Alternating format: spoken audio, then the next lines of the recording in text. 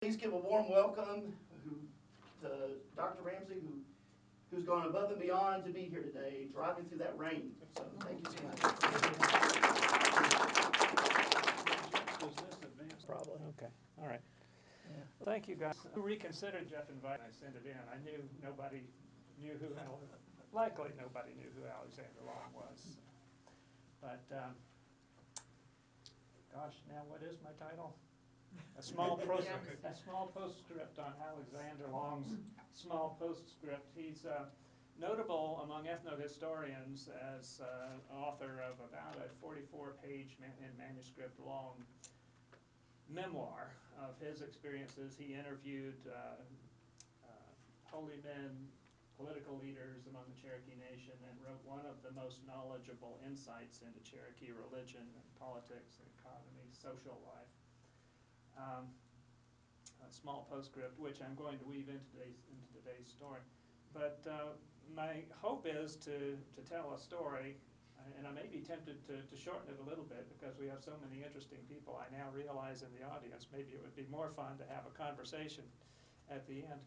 But tell a story about two of the most forgotten participants in the run-up to the Yamasee War and the aftermath of the Yamasee War. Historians like to look for basic structures and causes that transcend individual humans, and part of my argument in the Yamasee War is that much of this history rides on very personal dialogic interactions, give and take between individuals, and then when you look at that very precise, very specific type of action, it leads to reinterpretations on the broad level. So that's my basic ambition. The context of Alexander Long, an English trader, South Carolina trader doing business mostly among the Cherokees, involves the Indian trade, the South Carolina Indian trade, and some of his earliest customers were the Yuchi Indians. You're looking at an image, I'll show you the larger one in just a moment, by von Reck in the 1730s, a little bit later than our time period. We're going to focus on basically the 1690s through about 1725, with most of the action coming around 1713 and 1714. But this is an image of two Yuchi Indians. The title of the painting is Yuchis Going A-Hunting. It's a useful image because it shows some of the Native Americans were buying from South Carolina traders and making use of, the most obvious one being the flintlock musket there. They had transitioned out of traditional bows and arrows and hunting, deerskin hunting, to the flintlock muskets. The deer is still carrying the bow and arrow because that still had some applications, some rather disturbing, which I'll show in just a moment. Women were still making traditional ceramic pots. They could buy brass pots and other types of European manufacturers, but they preferred the traditional ceramic. So here they are tramping off to the hunting grounds, and they have these ceramics to carry. It's fortunate for archaeologists because we were able to, they were so persistent and dedicated to their traditions, their individual traditions, that we can date the movement of particular ethnic groups by those ceramic traditions. So Indians as consumers, and forgive me if I've been a little bit lighthearted in some of my images, Indians as producers. Can you identify the product in this Pirates of the Caribbean image? The Carolina hat that Captain Barbossa is wearing is likely as not would have been, and this of course is the Disney, but it was the style of the day in the 1690s through the early 1710s, 1720s even. You can see King Charles wearing one in some images, but it was a broad-brimmed leather hat, likely as not made by Carolina deerskins. The deerskins that Native Americans harvested were sent back to England for use in a variety of products, the Carolina hat being the most recognizable. And I've got a better image here. It's true. Press the space bar and it moves forward. I never realized that. I've been teaching for 20 years. My wife still brags to this day about the time when I was almost finished with my dissertation, when she showed me how to use the tab button. It changed the whole ball game if I had known about it. But there's a better image of a Carolina hat from the side, broad-brimmed leather hat, useful in London because it channeled the rain away from your shoulders and kept you dry. And here's a rather disturbing image from a little bit out west, one of the petite nations of Louisiana. Can you see some products in there that Native Americans produced? You've got a Native American woman. She was following original UGM image, following perhaps her husband out into the hunt, because women did participate in those hunts. They were dressers of the deer skins. Once the deer was harvested and brought back, the meat might be prepared for dinner, but they were also, they scraped away the meat and dressed it for export so that it didn't spoil in the transportation. So there she is preparing a deer skin for export. You may have a couple of kegs of either gunpowder or rum. If they bought it from the French, likely it's not, it was brandy. The British tended to sell rum. But there's quite a bit going on up here. These three warriors are painted for combat. They have their faces painted black and red, and they are returning from a raid. Probably, there was usually a 3-day purification. If there was any type of bloodshed, especially death in the combat, then there would be 3 days mandatory purification before they could interact with any of the rest of the village. But that may be part of what's going on right here. But if you look here, this woman's face is a little bit red too, but that's not war paint. She has been bloodied on the side of her head there, and the same with her child. He has some red on his face. That's not war paint. He has a wound. So they are captives. They are part of the booty plunder being brought back from the raid, and most Native Americans prior to 1715 participated in this activity. They might, prior to market relations with Europeans, they likely would have been absorbed, adopted into the tribe or the nation. But once Carolinians began the trade throughout the Southeast, increasingly they began to be sold to Europeans as slaves and either exported or put to work in Carolina as rice plantation slaves. So he's the little boy is kind of looking up at his mom as if to see if everything's okay, and of course everything is not at all okay. But the Indian slave trade is part of today's story. There is an image of a raid against a Spanish mission. That was one of the primary targets of the Indian slave raids. The Franciscan priests refused throughout the Spanish period to give guns to their Christian converts, and so they were really attractive targets to slave raiders. And here's one use of bows and arrows, even though they have muskets. The Creeks, the Cherokees, others going on slave raids started the raids typically by dipping their arrows in tar and setting them on fire and firing the arrows into the thatched roof of the village they were targeting, and then people would run out of the houses, of course, and then the actual combat would begin. But prior to 1715, it was one of the most lucrative aspects of the trade in the South. And Alan Galley, how about that for technological? Now we'll see if Dr. Ramsey knows how to re-enlarge that. All right. Yeah. Without any help at all, I did it. So, Alan Galley won the Bancroft Prize, best book in American history, back in 2004 maybe, for a book entitled Indian Slave Trade. And his estimate was, this is probably the high end, that perhaps during the life of the Indian slave trade in the South, as many as 50,000 Indians were exported.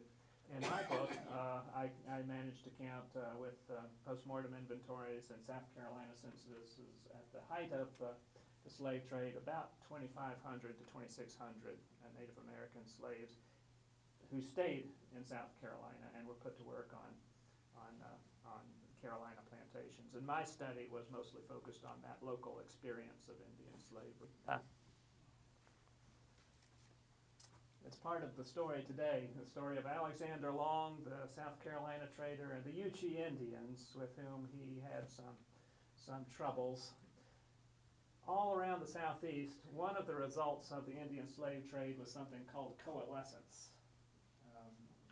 Nobody had thought too much about being a small, vulnerable tribe before the Indian slave trade. It was always a little bit risky, but when there was money to be made on those types of captives, as you saw with the woman and her child, then being a small nation or an individual town made you a real target.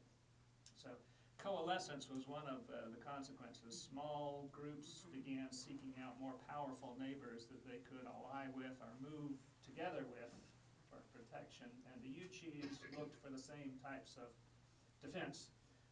The Yuchis were a relatively small nation. There's the full picture of the Yuchis going a-hunting by Von Reck. We've already looked at these two pretty closely.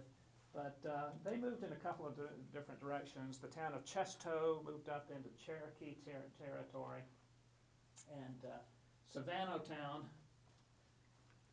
went over close to where Augusta is today on the Savannah River. And I'll show you on the map in just a minute. Their hope was that by doing that, they would be gaining a little bit of cover. Rather than just being out there by themselves as possible victims, they would have the cover of the Cherokee Nation and be a little bit protected from the slave trade. So here's my attempt to spice things up a little bit. Alexander Long was a divisive figure. Some people, as you'll see, and this is part of my argument in the Yamasee War, Alexander Long in traditional stories is depicted as a really vile character who, along with other really awful South Carolina traders, provoked Native Americans into launching the Yamasee War.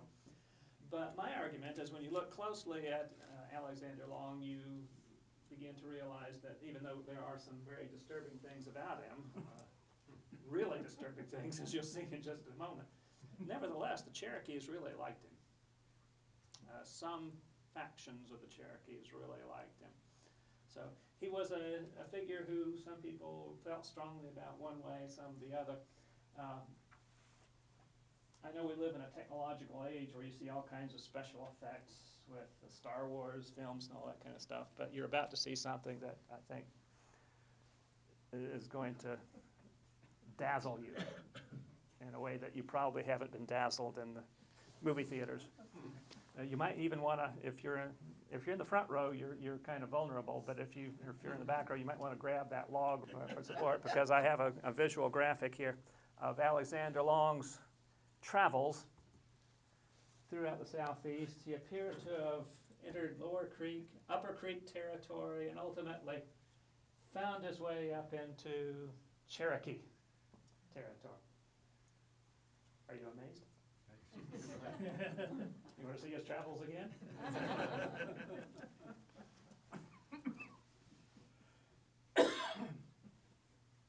Nope. Oops. Nope.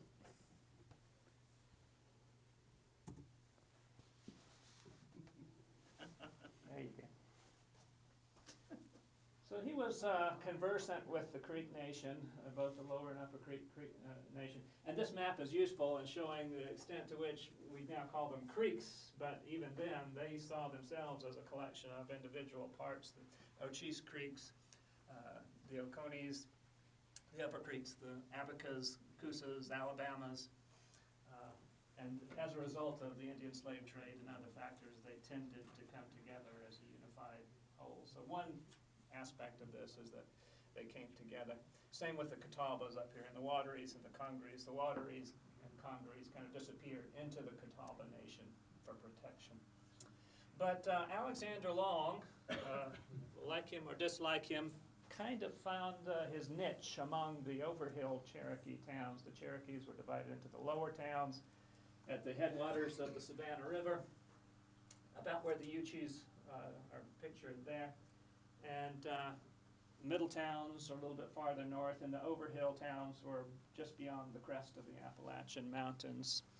It was a relatively new trade when Alexander Long got there. The Cherokees had not had a lot of experience with South Carolina trade, so he was blazing a path, creating relationships, and the Cherokees recognized pretty quickly the usefulness of firearms and gunpowder and all of that sort of thing. So he had quite a bit of leverage as the primary supplier of those types of goods. Initially, he was doing a lot of business, and according to some reports, even living, had his trading post in the Uchee town of Chesto. The Uchees had moved up into Cherokee Territory, the others were on the Savannah River, and began to experience difficulties. There are lots of things that could go wrong in a business relationship, even today. But back then, Cherokee consumers, Uchee consumers, and Alexander Long, if they wanted to make a sale, engaged in haggling. Long would tell the customer how much he wanted for the musket, or for the bag of gunpowder, or the gun flints, or the bullets, and the customer would say, "Oh, I only have 10 deer skins this season." So they would reach an agreement. And there were sources of frustration on that score, because if your neighbor bought a musket for skin, sure, it was part of a market mechanism, part of a market system, where adjust the prices based on supply and demand. Based on what he got it for, he had to mark it up a certain amount. But Cherokees and other consumers got angry that, last year so-and-so got the gun for 10 deer skins, this year you're asking me for 15. Why? It made sense to Long and other South Carolina traders because they were embedded in a market system, but for Cherokees and others, brand new to those types of exchanges, it was unfamiliar and generated some frustration, even anger.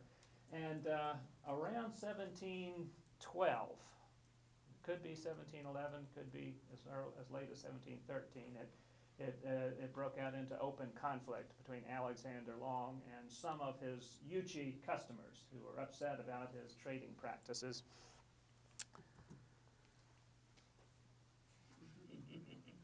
And the Uchees got the better of him on that occasion. According to Cherokee testimony, the Uchee warriors that he got into a scuffle with, that's what it was described as, a scuffle, the Uchee customers tore some of his hair off.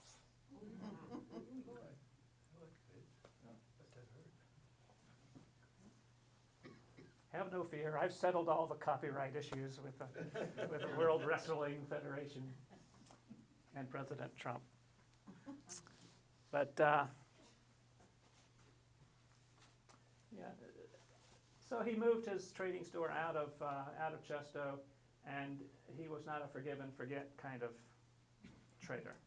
He was angry from that point forward. Every time he touched, I guess, that vacant part of his scalp, he remembered that awful scuffle with the Uchees, and so he started talking to his Cherokee friends, and he was quite adept at making friends when he felt it was in his best interest, I think, and started trying to coax them into making his feud with the Uchees their own. There were some hard feelings. The Uchees had just moved into Cherokee territory, and always there's some resistance, some level of uncomfortableness with newcomers, coming in.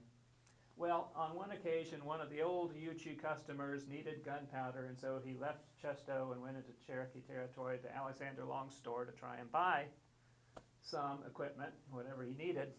And according to the Cherokees, this is their story, Alexander Long tied the Yuchi Indian up to a post, piled some gunpowder around the bottom of the post. Let's see if Dr. Ramsey can make his cartoon work. Lit fire to it.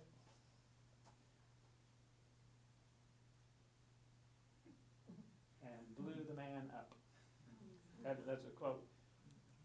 Quote, set fire to it and blew him up.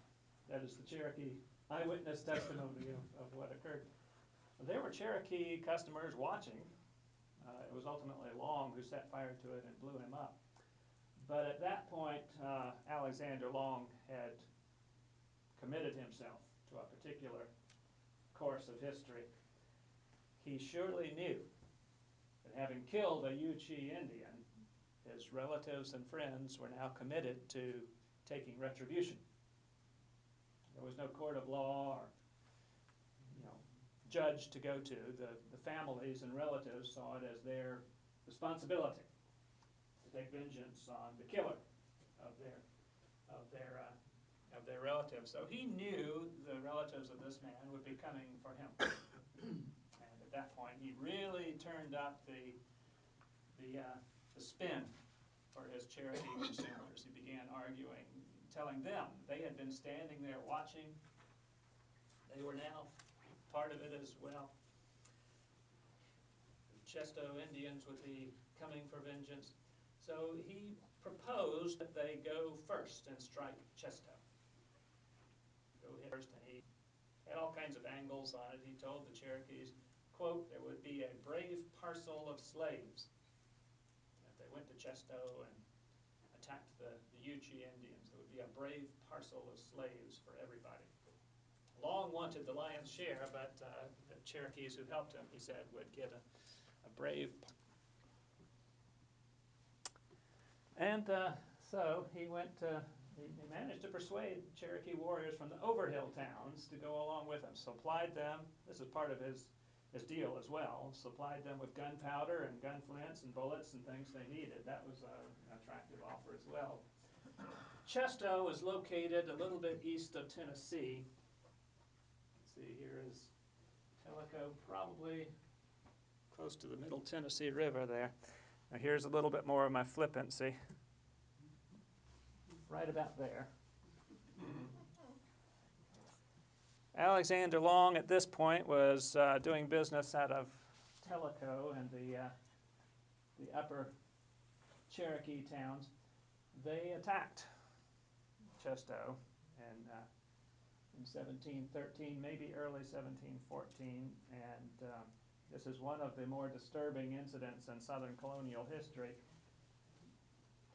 The Chesto Yuchi Indians, at the end of the battle, towards the end of the battle, had been forced into their council house as a last refuge. And recognizing there was no hope of getting out, they were outnumbered. Long was actually in participation. He led the raid, participated in it, not only supplied the Cherokees, but was there providing some assistance. Recognizing they had no way out, according to the Cherokees and participated in it, they began variously committing suicide and killing the remainder of the survivors inside the council house to spare them a life of slavery. Even with that self-immolation, Long managed to come away from the raid with 5 children that he had captured before they barricaded themselves in the warhouse. Managed to come away with 5 children and 1 adult woman. And other Cherokee warriors managed to grab a few individuals as well. So it was a shocking incident, remembered to this day as one of the worst atrocities in the South. And then Long began his second phase. He told his Cherokee friends that now that they had cut off, as the saying went, that's what they referred to it, cutting off Chesto. Once they had cut off Chesto, there was another group of Yuchis, he said. The trade path from the Cherokee towns led down the Savannah River, past modern-day Augusta. Savannah Town, as it was called at the time. There was another group, he said, of Yuchis down here, and they will find out what we did up here, and they will make it hard for us to carry our slaves to market, hard for us to do the deerskin trade, that sort of thing. So we began encouraging them to hit that second town of Yuchi Indians right about here. That's it. That's all the political stuff I mean. And depending on your political loyalties, if you think about it, if you were to reverse the images, there's actually some political resonance that could be made there as well. But that wasn't my intention. For what it's worth, I think we are located about here. At that point, South Carolina stepped in. South Carolina began to get information about that Chesto atrocity. They got information that Alexander Long was coaxing his Cherokee allies to go after the other Yuchi town, and he was brought down. I don't know exactly how they managed to lay hands on him, but he was brought down to Charlestown. It wasn't renamed Charleston until after the American Revolution, but brought down to Charlestown for trial in the spring of 1714, and that's one reason we know about the Chesto raid and all of his troubles with the Yuchis, because the South Carolina government they forced Long to appear, but they invited Cherokee warriors who had participated and other leaders who knew about it to come down and testify, and they gave a lot of testimony over the 4 days in May that South Carolina was investigated, because South Carolina wanted to prosecute Alexander Long without offending the Cherokees. They wanted the Cherokees as allies. They knew perfectly well the Cherokees had participated, but Long was the one that they wanted to take out of the equation. They just could not have an English trader running around initiating this level of entrepreneurship without supervision from the colony. So they wanted to extract Long, stop him from communicating with the Cherokees, and they needed the Cherokees to testify and yet also feel safe from prosecution, if that makes sense. Somehow or another they managed to do that. He was incarcerated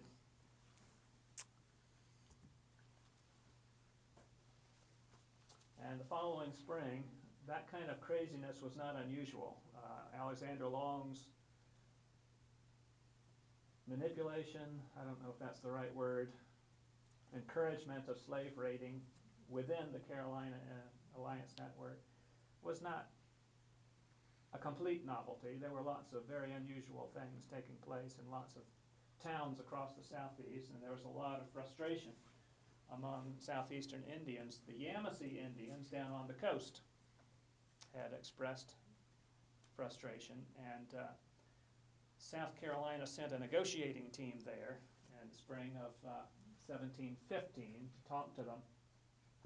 I'm thinking I may just rush past this slide, and if you guys have the energy to talk about it, we can come back to it a little bit later, because there is a whole world within a world in this negotiation. But this is the outbreak of the Yamasee War. The Yamasees received 2 negotiators, the top negotiators of the colony of South Carolina in April 1715, Thomas Nairn and John Wright. And Thomas Nairn, as the official Indian agent, John Wright had once been the Indian agent, told the Yamasees that Carolina wanted peace, wanted them as friends, and was ready to do anything it took to make sure their frustrations, their concerns were taken care of. And John Wright delivered an opposing message. So if you guys want to talk about that, I'll return to it. But it's within this theme of misinformation. The Yamasees have been cast as conspirators ever since, because all anybody knew about up until my book was Thomas Nairn's message of peace.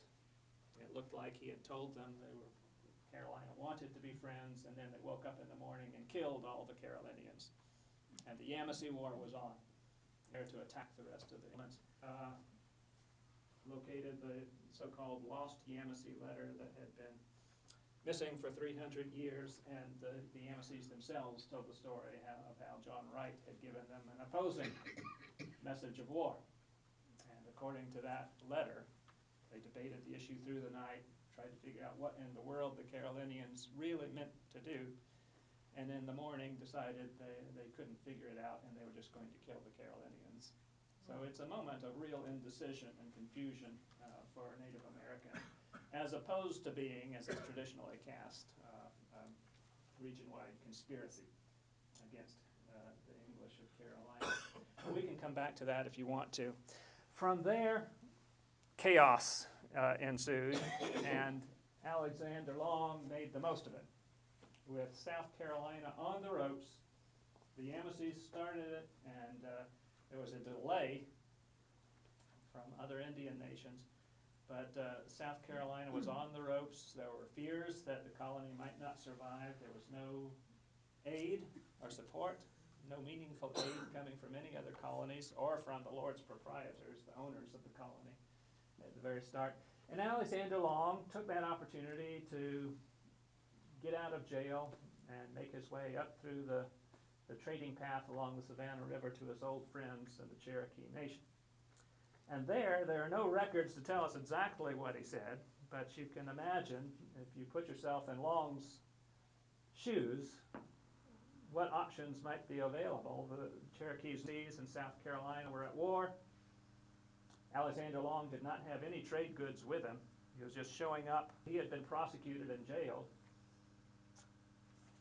According to later reports, he apparently told the Cherokees, once he showed up at their village, he made his way all the way up the Savannah River to the Cherokee territory, apparently told them he had come to warn them that the South Carolinians intended to attack. That South Carolina intended to come and make war on the Cherokee Indians. There were no Carolinians there. The Carolinians, in fact, had virtually no ability to do such a thing. They were clinging to survival in Charlestown itself. But the Cherokees didn't know.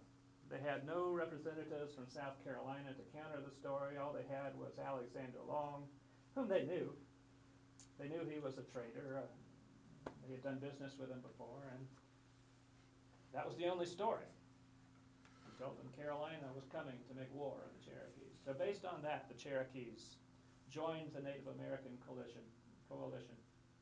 They threw some Cherokee warriors in with the Catawbas and attacked a few frontier settlements a couple of months after Pocatello.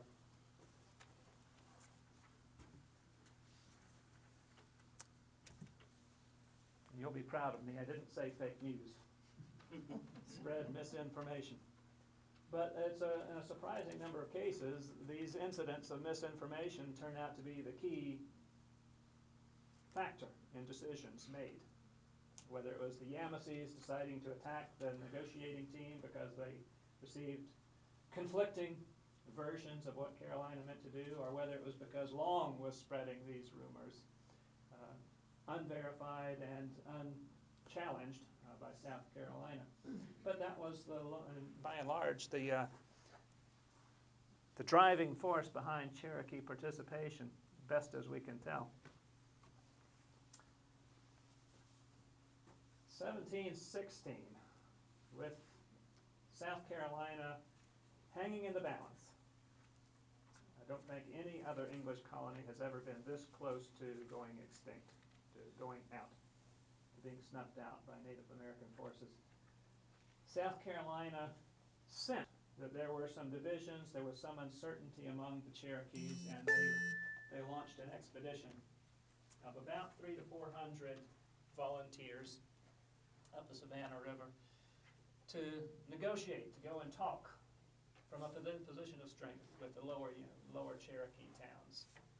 Under Maurice Moore, I'm a bit of a, and so I had this picture of Maurice Moore's house in Charleston. I thought I would put it up there. That's where he walked out and put on his hat and began his journey up the Savannah River into the unknown in January of 1716. We don't know exactly what Alexander Long did. He appears to have evacuated the Cherokee territory temporarily as the South Carolinians marched up there. May have evacuated temporarily to the Creek Indians. But the South Carolinians marched up there in January and negotiated with the principal Cherokee, one of the principal Cherokee leaders known as the Conjurer, Charity Hagee. The Conjurer asked the Cherokees to drop out of the coalition. They had mostly stopped attacking. That's one reason South Carolina suspected there might be grounds for negotiation. But South Carolina asked the Cherokees to drop out of the coalition and re-ally with South Carolina, for which they would be given guns and gunpowder and the old trade goods that they had become used to. Without the South Carolinians knowing about it, the Creek Indians, aware that the Cherokees were going up, I don't know if Alexander Long informed them or not, but the Creek Indians, Lower Creek Indians in particular, knowing that the South Carolinians were headed up there to talk to the Cherokees, also sent an armed force, 100 warriors. They encamped in the woods outside of Tougaloo, where the Carolinians and the Conjurer were negotiating, and the Creeks sent 13 of their headmen in to talk to the Conjurer separately, secretly. Carolinians had no idea this was going on. And the Creek message, the Muskogee Creek message, was that with those 500 Creek warriors and the Cherokee warriors there at Tougaloo and other towns, they could wipe the Carolinians out entirely. And that would for sure be the end of South Carolina. And it appears that the Conjurer was leaning in that direction, was just about ready to combine forces with the Lower Creeks, those 500 warriors encamped secretly in the woods, and wipe out the little Carolina army of 300 volunteers, when a small group of Cherokee warriors somehow got their hands on some British rum. This is Colonel George Chicken's account of what happened, and they began drinking, and as they consumed the rum, they began remembering times when Creek warriors had attacked their grandfather, carried away my aunt, did this, did that, unavenged acts of violence. And ultimately, under the influence of that alcohol, they rushed into the council house where the 13 Lower Creek negotiators were housed, and they killed all of them. At which point there was no going back. The murder of those Creek ambassadors committed the Cherokees automatically to a war with the Lower Creek Nation. And knowing that they were about to go on the warpath with the Lower Creeks, they needed those Carolina guns. So they fell out of the Native American coalition, went to war with the Creeks, and allied with the Carolinians. When news of that reached Charlestown, it was understood instantly to be the salvation of South Carolina. Carolinians realized that that was the moment that guaranteed they would likely survive this event. But there are some trends coming out of that recombine with the Uchis and Alexander Long. The Yamasee War used to be depicted as a Native American failure because they failed to wipe out South Carolina entirely. It was said it was an unsuccessful war. But if you look at the consequences of the Yamasee War, Native Americans came out very much empowered all across the Southeast. South Carolina did survive, but it had to alter its behavior in some significant ways. The Indian slave trade was dead. Indian slave trading. A few individuals, a few unhappy individuals, found their way to the auction block in Charleston, but for the most part, the significant Indian slave trade was done.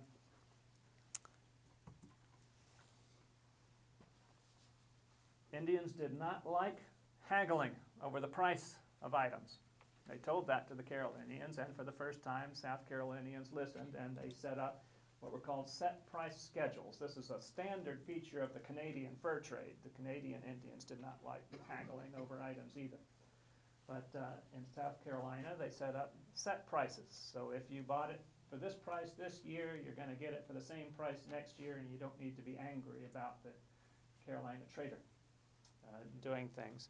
This is, by the way, the first time at which South Carolina traders began to be caught tampering with scales, doing a lot, underhanded stuff. When they knew they could only sell it for a certain amount of money in 1715, 1716, that's when they started cheating. They didn't cheat when they could simply raise the price in earlier years.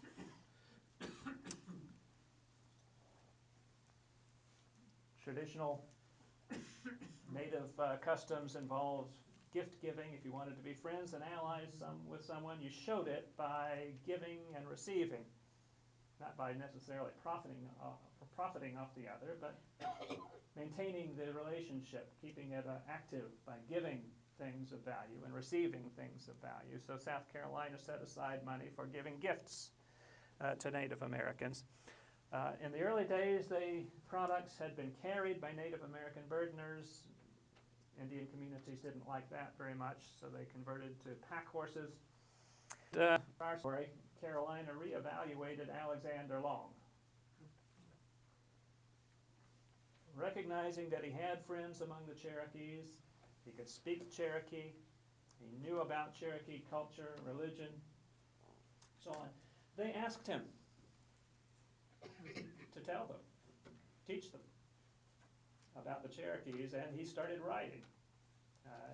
He was probably listening and studying and using Cherokee culture for his own purposes already, but once the colony of South Carolina started using him officially as an interpreter and as a guide to let them in on the secret of dealing with the Cherokees, he probably got a little bit more serious about it. And that's where the small postscript comes from. He began writing down his interviews and experiences, impressions of Cherokee. And this was sent back to England as part of the correspondence in the early 1720s. This small postscript was probably written in 1725. There's his signature on the table of contents of the manuscript that was submitted to the Charlestown government. About 44 pages manuscript. And the troubling thing, the enticing thing, I was at the British Archives in April of this year for about 4 weeks. He made it clear when he was writing this, it's called a small postscript on the ways and manners of the Indians called Cherokees, because he had written a book previously, at least twice as long as this. This is all we have, and this is one of the most valuable insights from the European perspective into Cherokee society. But he wrote this small postscript, this P.S., he said, because he had forgotten a few things, that he longer manuscript, and that one continues to be lost. I saw a few references to it in the British Archives and thought I might be close to it, but I don't think, I failed to lay hands on it. But out there somewhere is an Alexander Long manuscript of over 80 pages manuscript that provides even more information. And my hunch is probably the name of colonial southern frontier historians, someone is going to locate it. Likely won't be me. I'm getting kind of tired.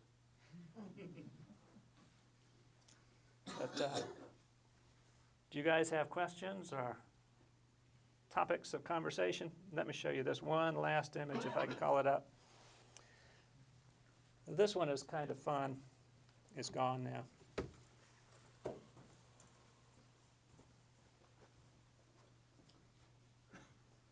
My last image was going to be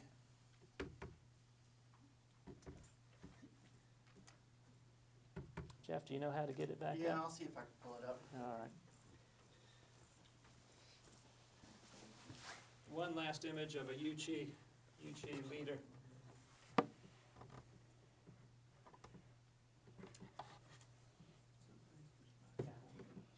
Given like how he liked to manipulate things, how accurate or representative do you think that postscript actually is, or did he use that for his own Bill? interest as well? How accurate is it?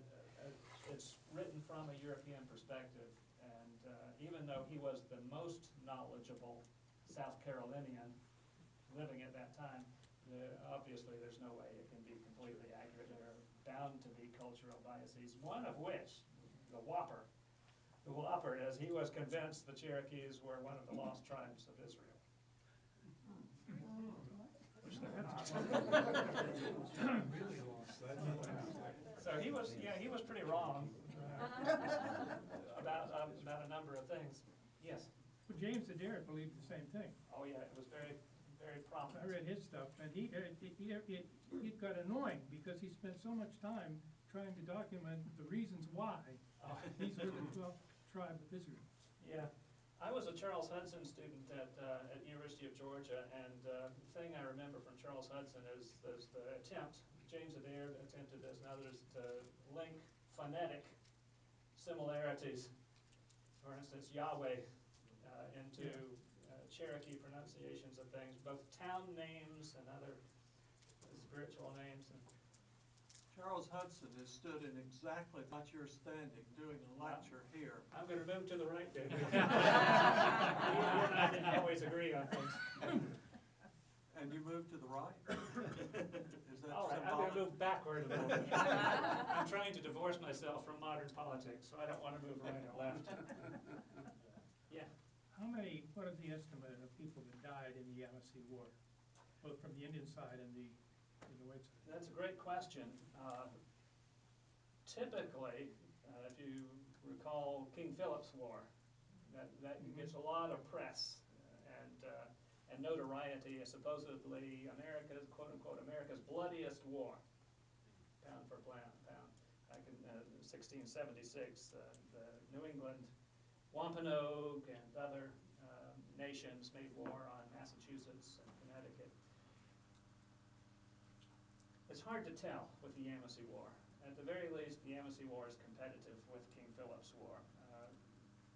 I think it's fair to say South Carolina was in greater danger of disappearing than Massachusetts or Rhode Island or Connecticut. Typically the figure of 400 Carolinians and an unknown.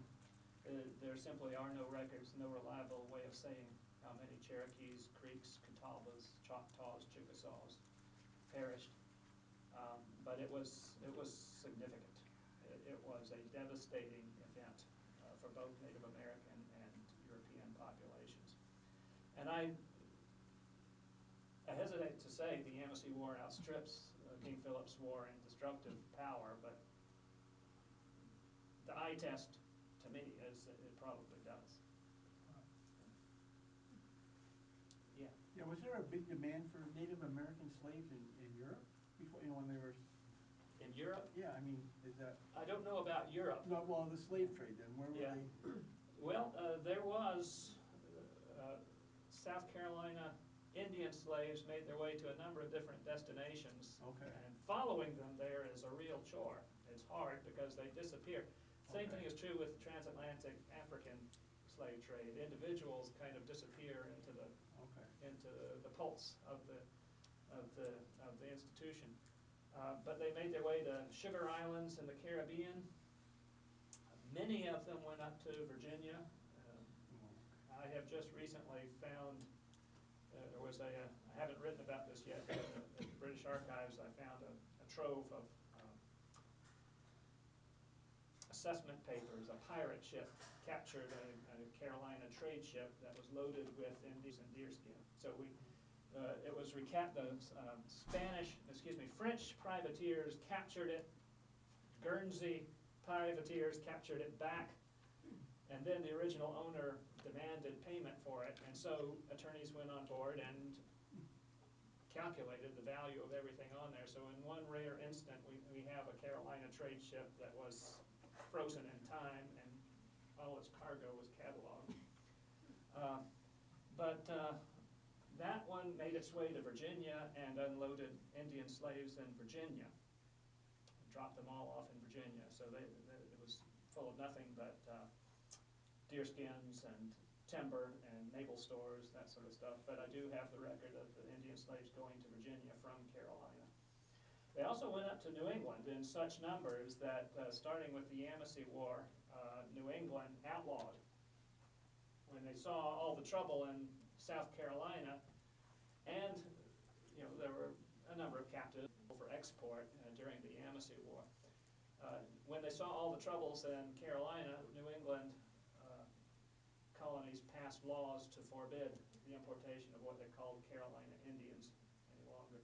So a lot of them had been sold up into Massachusetts and Rhode Island and Connecticut, and they passed a law stopping it around 1750 when they saw all this disturbance. Jeff? What does your research reveal about the origin of the Yamasee and the fate of the Yamasee after the Yamasee War?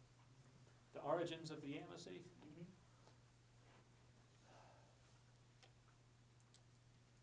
That's a big question. They got their start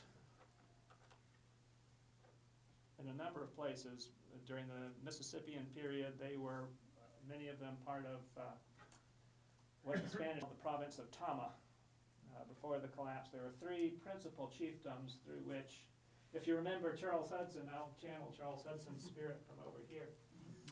The DeSoto expedition traveled through three major chiefdoms in central Georgia, Okute, Yamasee, and another one, which Charles Hudson, that's not Dr. Ramsey, but the spirit of Charles Hudson, forgetting for the moment.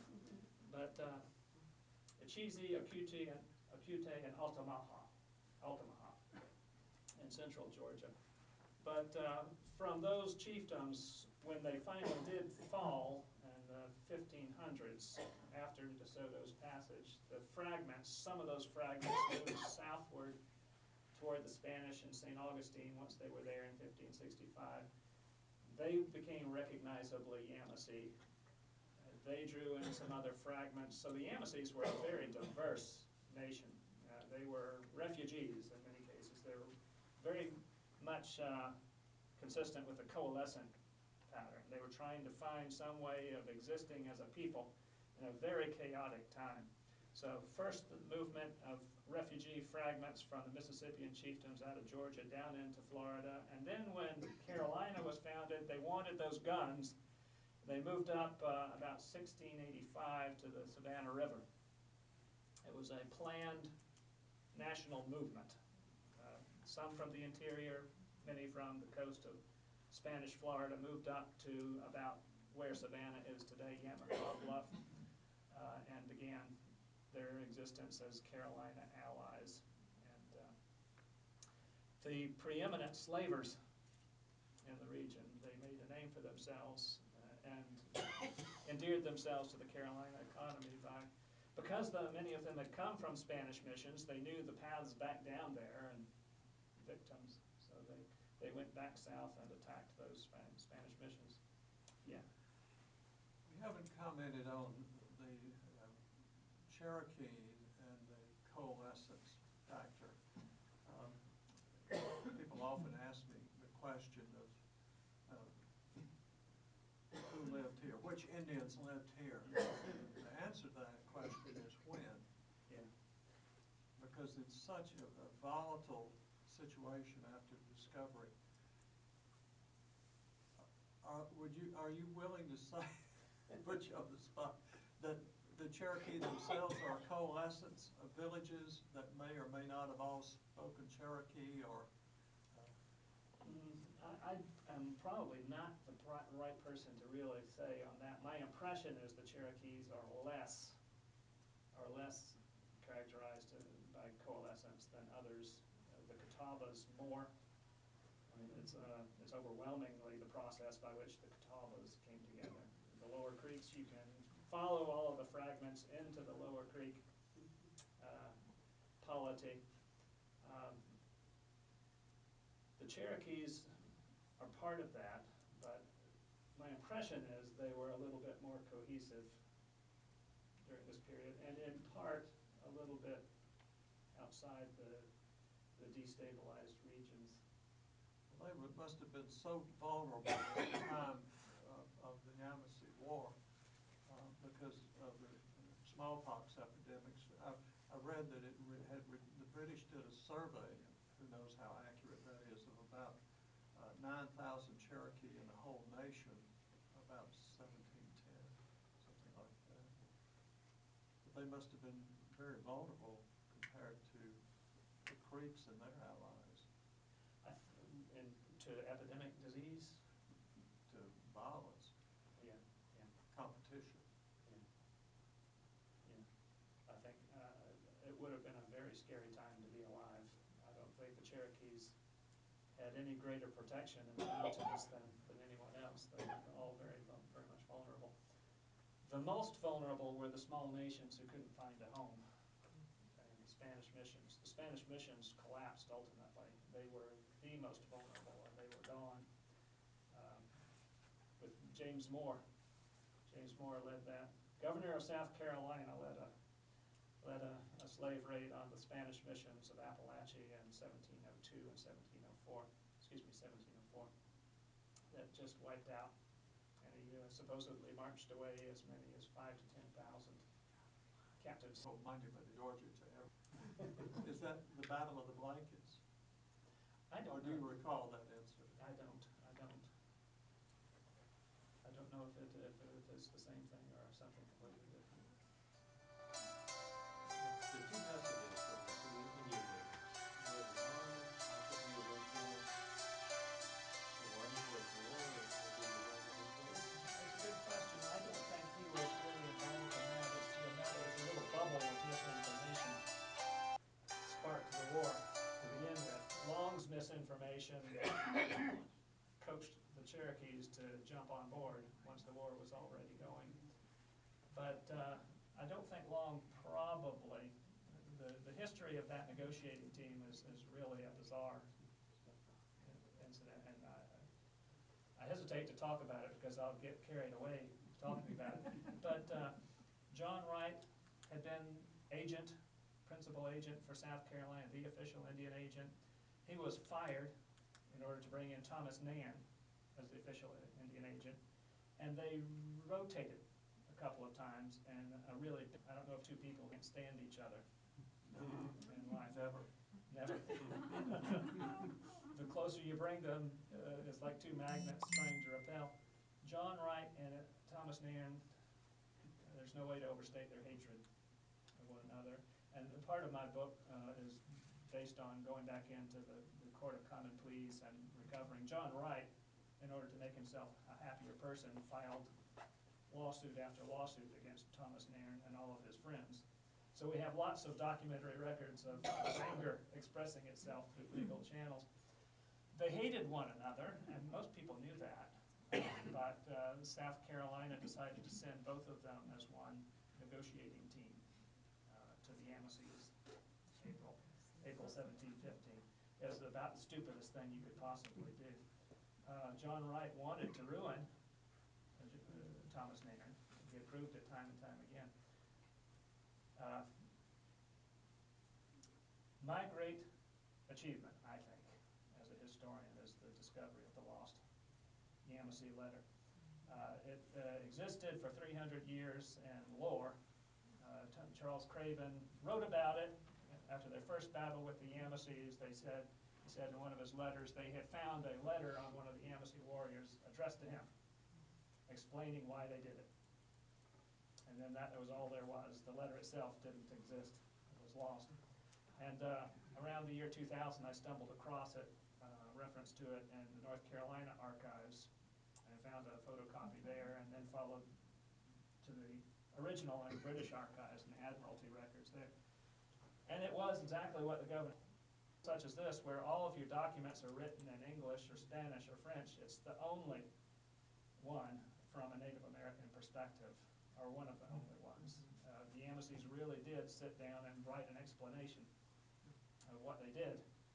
And a ship's captain who sailed into Charleston Harbor met with the governor. The governor gave him the letter, and he enclosed it in a report home. So it was never cataloged on its own merits. It was just existing there in closure. But they kept a little English boy alive to write for them. mixed some gunpowder and water for ink, and the Yamasees told him to write this out. And as soon as I read the first line, I knew what had happened at Pocatello. The Yamasee said, the first line is John Wright said. Everybody knew what Thomas Nairn had said. Thomas Nairn was the official negotiator. The official Indian agent, Thomas Nairn, said, peace, we want to be your friends. The Yamasees, in explaining what they did, wrote, John Wright said that the Carolinians would take in all of our hang 4 of our headmen and take all the rest of the Yamasees for slaves.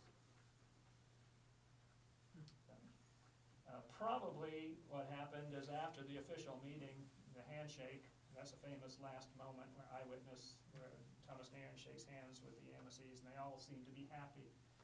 John Wright appears to have found some opportunity to meet with the Yamasee warriors privately, and he told them, don't listen to the message of peace. What's really going to happen is they're going to come and hang 4 of your headmen and take all the rest of you for slaves. What convinced them to accept one version versus the other? Any idea? I don't know, but there is a Spanish account when the Yamasees finally launched the war, and ultimately they retreated, some of them retreated southward to St. Augustine, and they talked to the Spanish. The Spanish recorded one of their early conversations, and the version there is that they stayed up all night talking about it. The warriors didn't know what to make of it. They had those 2 versions. Conflicting versions. Yeah, and they stayed up all night talking about it, and ultimately the decision was made not to take any chances, to kill the negotiating team and make it war. But it's one of my argument is that's one way in which looking at those very specific conversations, those very specific interactions, changed the whole ballgame, because every other account of the Yamasee War depicts the Yamasees as conspirators. Because the only version we have was Thomas Nairn promising friendship and shaking hands and going to sleep, and then being killed. Well, he wasn't killed, he was tortured for 3 days afterwards. But, then the war is launched the very next day. So the traditional account is the Yamasees were always going to kill the English. They already had this thing planned out. They were just so sneaky about it. They let them have a nice night's sleep and then killed them in the morning. But, with the Yamasee letter, it becomes clear they really had a dilemma. They had 2 different messages from South Carolina, and they did not know how to make sense of it. But they told the Spanish, they stayed up all night talking about it, debating. Warriors would go back and forth, whether to wait and see, or whether not to take any chances, whether to go ahead and strike. And ultimately, the hotheads, by the time they had stayed up all night and were weary and fearful, the angry young men came out on top of that argument. And it was war. How much did they make on the slave trade? Was that probably more lucrative than probably selling guns? It was quite lucrative, yeah. I can't quantify Carolinians made, but there was a real draw to the Indian slave trade if you were an individual hunter, a warrior, managed to grab even a child in a slave raid or a raid on a rival village. Traded that to that individual, that child, to an English trader, you could get the equivalent of about 40 deer skins, which is almost an entire winter's hunt. So it's almost a year's activity for one kid. If you get lucky and you grab this kid, And they sold off out of state into slavery rather than trying to enslave them in South Carolina. It happened both ways. The majority were exported. The majority of exported, but a lot were enslaved and worked on Carolina rice plantations and other types of plantations. Initially, wasn't South Carolina, like Georgia, having a prohibition against slavery from the Georgia Crown? did. I was thinking South Carolina did initially too, didn't it? South Carolina kind of hit the ground running with slavery because they were coming in from Barbados. A lot of them were Barbados planters and landowners, former landowners, where slavery was already entrenched, and they had no second thoughts about it.